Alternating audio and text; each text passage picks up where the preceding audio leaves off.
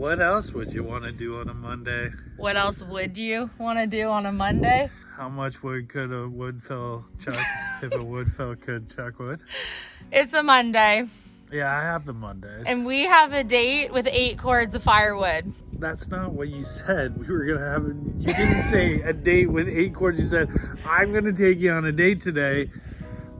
This is not a date, hon. I just didn't tell you that the date was on the driveway with 8 cords of wood. I did call it a date though. So on a more serious note, we actually do have to relocate 8 cords of wood today.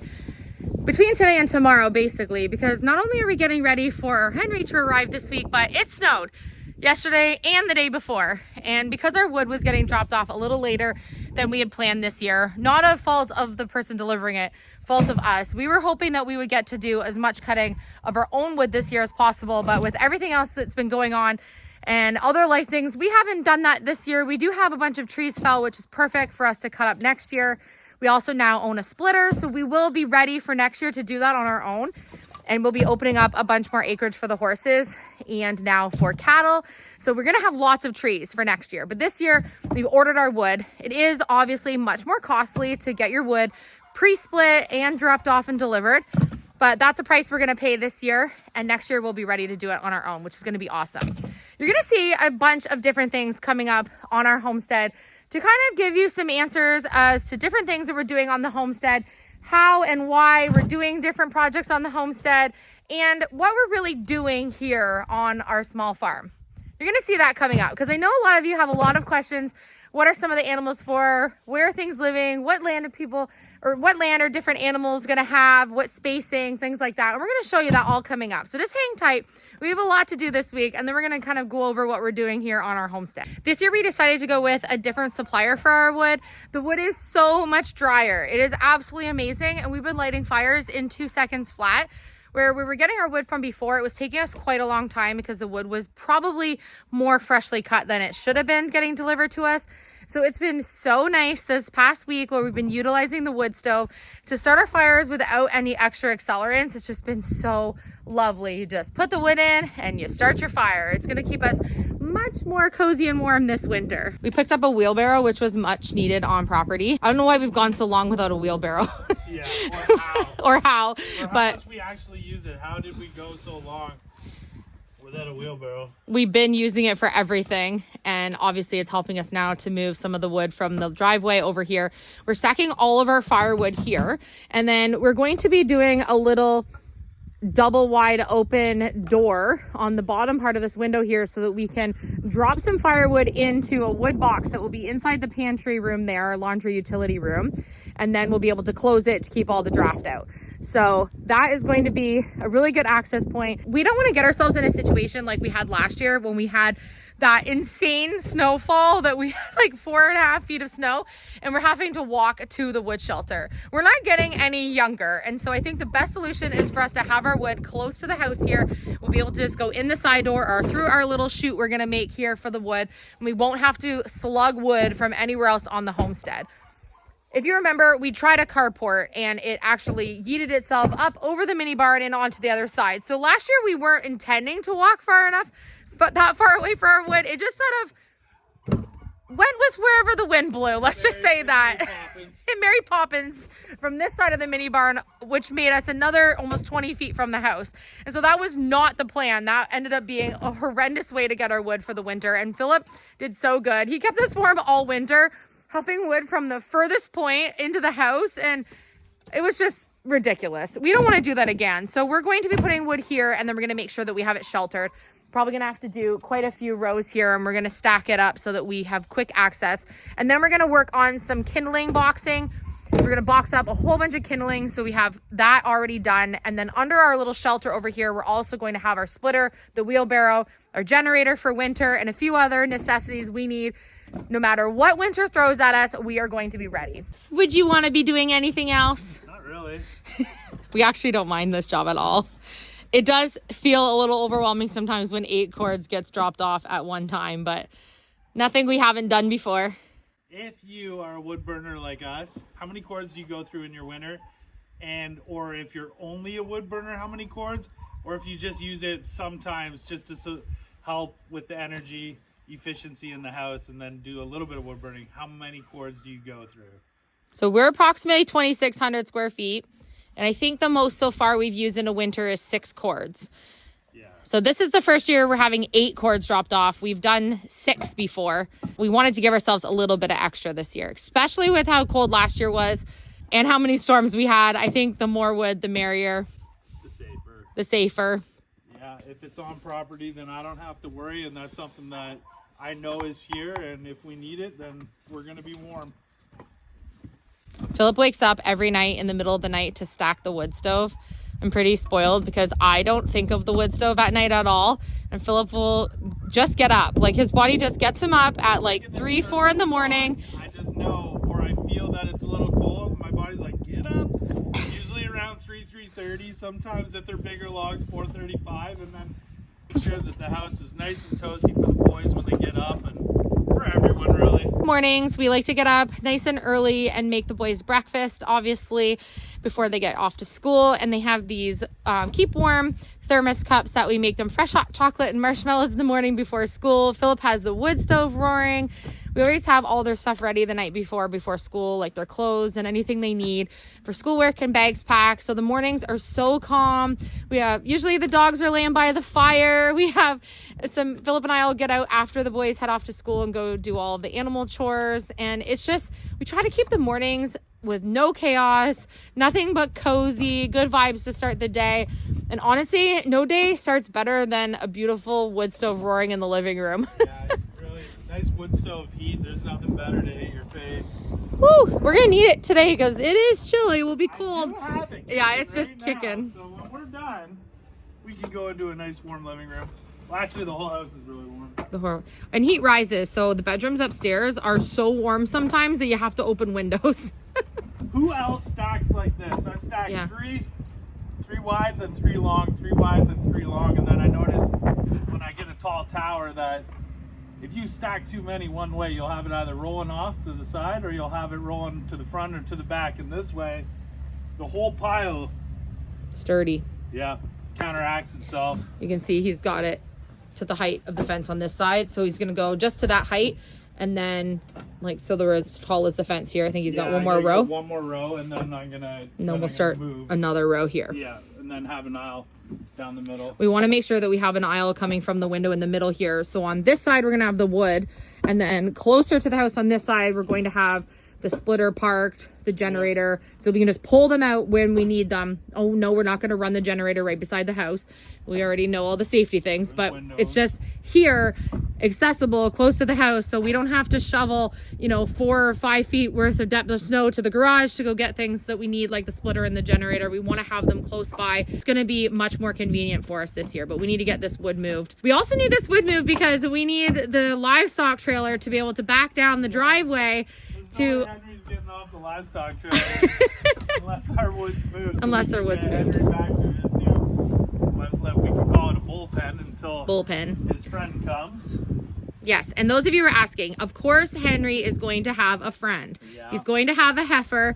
As soon as she's ready, she's just weaning off her mom right now, and he will not be alone.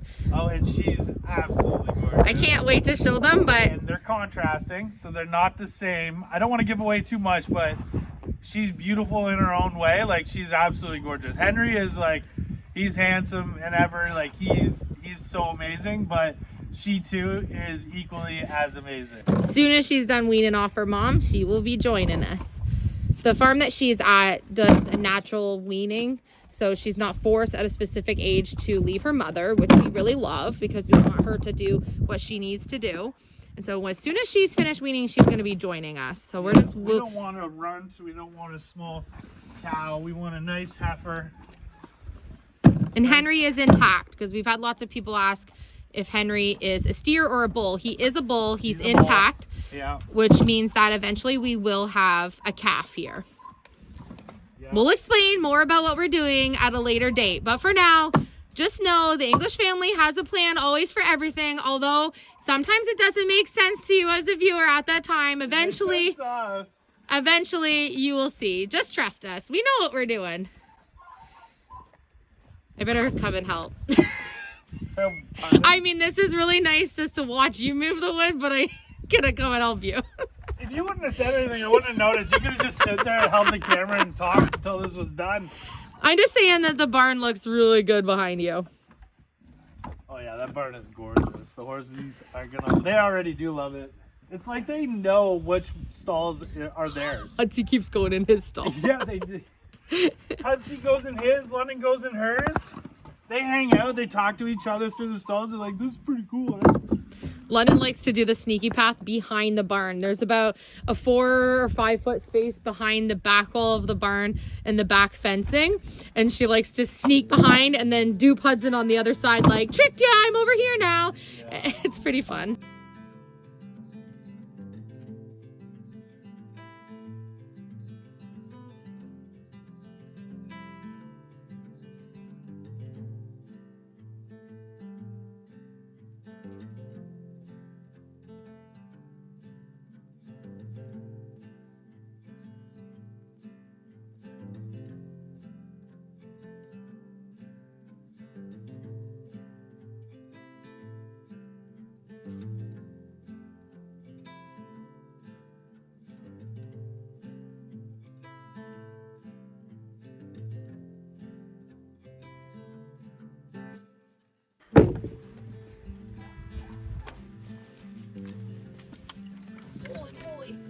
Some of them are so heavy. I know. It's great because our wood's so They're so dry big. and they burn nice. Yeah. They'll be all-nighters. I don't think you can complain about heavy wood. No. Mm.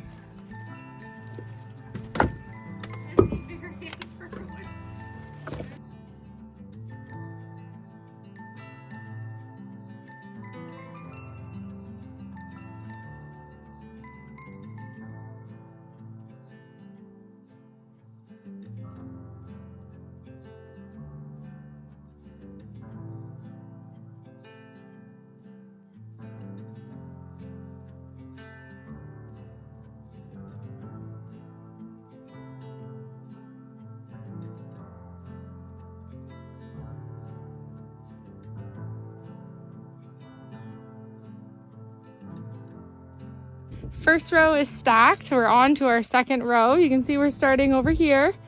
Looks good. You're gonna have to move the burn barrel. Yeah, you don't want to be burning in where the wood stacks. It's probably not the best idea. Add that to the to-do list. We're on a roll. The turkeys are cheering us on. They're singing away over there. They're like, go, English team, let's go. We're getting there. We love heating the house with wood. That is one thing. When we first moved here and we weren't able to get a heating source in for that first winter, it was kind of a blessing in disguise because it allowed us to see that not only were we capable of heating with wood and saving ourselves a lot of money and resources, but that it really like pushed us, I guess, out of our comfort zone, going from never heating with wood to completely only heating with wood. I feel like some families would maybe like transition in some way where we had to go in, we were basically forced to go in full in, all hands on deck, first year, heating the house with wood. And it turned out to be the best decision ever. Yeah, it was worrisome because you don't know how much wood you're going to burn, and then you don't know if your wood supplier is going to be able to get you wood if you need wood, or... We had to order it last minute too, right? Because we came at the wrong time. But it turned out great, and I love it. I wouldn't want to do it any other way until I can't physically do it. I will do it until I can't physically do it. It's so nice. I'm good at putting wood in the fire. Philip brings it all in, make sure we have everything.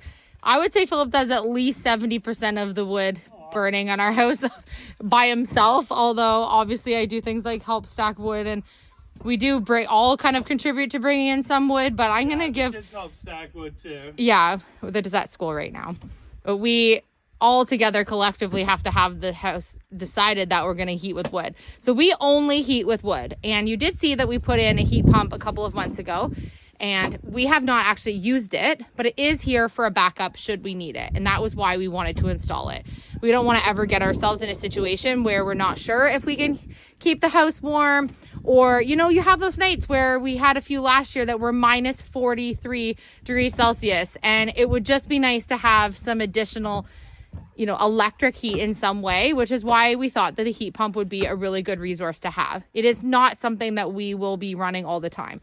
It is just there for emergencies and for extra comfort. For some reason, you know, say Philip and I are both sick for a week, and it's just nice to have a little bit of an ambient temperature going. If we aren't feeling like stacking the wood stove quite as much, you know, you never know. So it's just with whatever life brings you, it's good to have another option. I think with this wood being so dry that it'll be easier if one of us is sick. Last year it was kind of a pain because our wood was wet and it was undercover and it was still wet. Really difficult to get to go. You would have to use any and every accelerant you could without using an accelerant to light your wood in your house, right? And you don't want to put that in. You're not supposed to use paper or cardboard and get all that soot up in your chimney. So we try not to as best in this wood. It just with the coals, you rake the coals, you throw the logs on, and it just goes like right away. So it's so nice. This is a different experience than we've had, is what we're trying to tell you. Yeah. This is a much nicer wood than we've had yet. When you're sick. And if you remember last year, I couldn't help all that much with the wood slugging when we got our wood dropped off because I had my surgery. So this year I'll be more hands on deck with being able to help bring in more of the wood. I'm not going to let Philip do 70% of the wood slugging this year. Definitely going to be able to help more, but I think it'll be really nice right in our little utility pantry here to have that little wood chute that if we come out, we can drop some in and then be able to grab it from inside, especially when you have stormy weather. We do also keep a really large rack on the front porch that we keep stacked, and I would say that that's probably about 1/4 of a cord of wood can almost fit on that rack. Yeah. And so we do keep that just outside the front door, and then we also keep baskets in the living room with kindling. We also keep some other you know, emergency fire starting things in there, and then we also keep our logs for the day. So at one point during the day, in the midst of all the other chores that we do here for, you know, videoing and the kids and us and animals and orders and all that, one of our daily chores in the winter time is to make sure that the front rack is full and that our baskets of kindling and wood in the living room are full. We have a little wood rack beside in the shelving that I built in the living room, and we try to keep wood in there as well as in the baskets. That way, you know, we never have to go outside at night to get wood. We can do it in the day. Obviously, sometimes we get working really late and we're like, darn it, we haven't brought our wood in for the night, and then we're out late grabbing it. It's inevitable. We are so busy. We have so much going on. But for the most part, we always try earlier in the day to make sure that everything is fully stacked. And the boys and I and Philip all can, you know, do that. Now that the boys are older, these logs are pretty heavy. I mean, it's hard for me to I have to two-hand grab even some of these. But they can bring in wood as they can kind of get things in and help us out as well, which is really nice for them to have and be learning all these skills we're doing on the farm.